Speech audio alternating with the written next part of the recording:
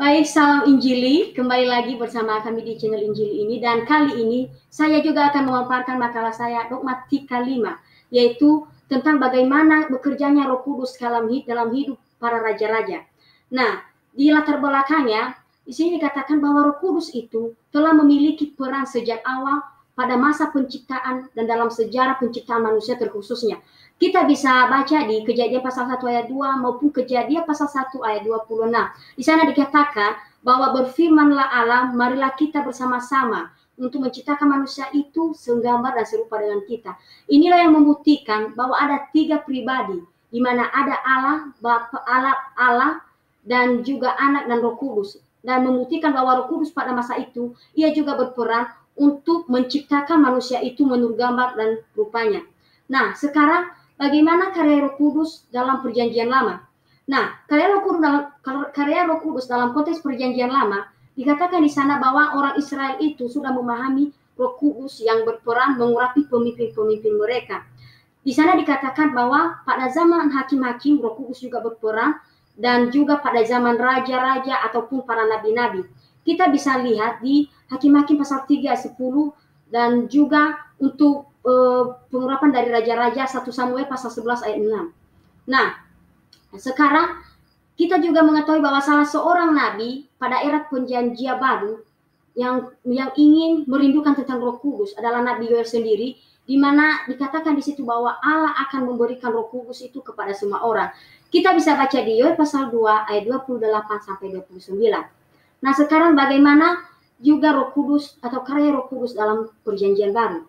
Nah, dalam konsep Perjanjian Baru, di mana lebih dijelaskan di sana bagaimana peran Roh Kudus.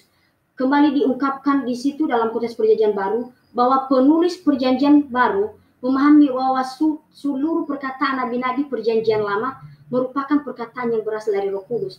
Kita bisa baca di PB Kisah Para Rasul pasal 1 ayat 16, pasal 4 25, pasal 28 ayat 25, dan Roma pasal 7 ayat 6. Nah, dikatakan bahwa Roh Kudus sebagai pribadi Allah yang kekal tetap ada dan terus bekerja sebelum dan sesudah hari Pentakosta. Ini membuktikan pada saat sebelum kenaikan Yesus, Yesus berkata kepada murid-muridnya bahwa ada seorang penolong lain yang adalah Allah Roh Kudus bekerja melanjutkan karya penyelamatan setelah kebangkitan Yesus, di mana hanya melalui Roh Kudus saja dapat diketahui kebenaran yang sesungguhnya. Kita bisa baca di Yohanes pasal 14 ayat 26 atau pasal 16 ayat 7 sampai 15. Nah, sekarang kita akan berlanjut bagaimana Roh Kudus atau perannya dalam hidup raja-raja yang pernah diurapi. Nah, terkhusus di sini adalah raja-raja pada masa Perjanjian Lama. Di sini saya ambil 3 raja-raja yang pernah diurapi oleh Roh Kudus. Yang pertama adalah Raja Saul. Nah, dibuktikan di sana bahwa di 1 Samuel pasal 10 ayat 10 dikatakan bahwa salah satu tanda yang paling penting ialah Saul dianugerahi kuasa untuk bernubuat, di mana pada waktu Saul meninggalkan rumah Samuel sesudah bersantap bersama, Nabi menyertainya. Nah, tatkala mereka berdua ini di luar kota atau berada di luar kota, Samuel terus mengurapinya dengan minyak, dan dengan demikian di sana menandakan panggilannya yang khusus.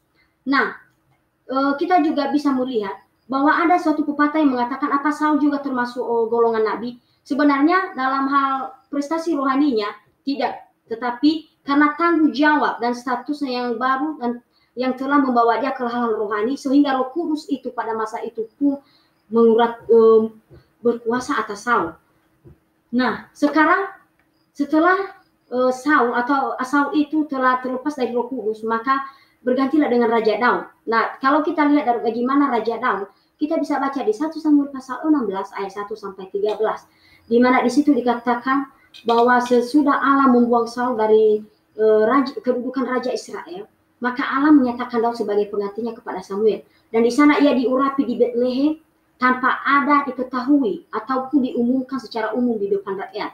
Nah, sekarang juga bukti bahwa Roh Kudus masih berkuasa atas Daud. Kalau kita baca di 1 Samuel pasal 16 ayat 17 sampai 21, di sana dikatakan bahwa sesuatu pemeliharaan Allah kepada Daud yang telah diurapi tersebut, di mana Daud dipilih untuk melayani Raja Saul, dan di sana ia bermain kecapi. Maksudnya di sini sesuatu ketika ada roh jahat atau setelah roh yang daripada Allah undur daripada Saul, maka roh jahat itulah mulai memenuhi kehidupan Saul.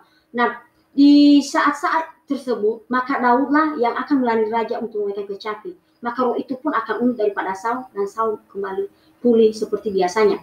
Sekarang juga kita bisa melihat di bagaimana Saul mengalahkan Goliat. Nah, itu adalah penyataan Tuhan, roh Tuhan yang selalu menyertai kehidupan Daud, sehingga ia tidak pernah gagal dalam menghadapi sesuatu hal karena ia tetap berada dalam rencana Tuhan.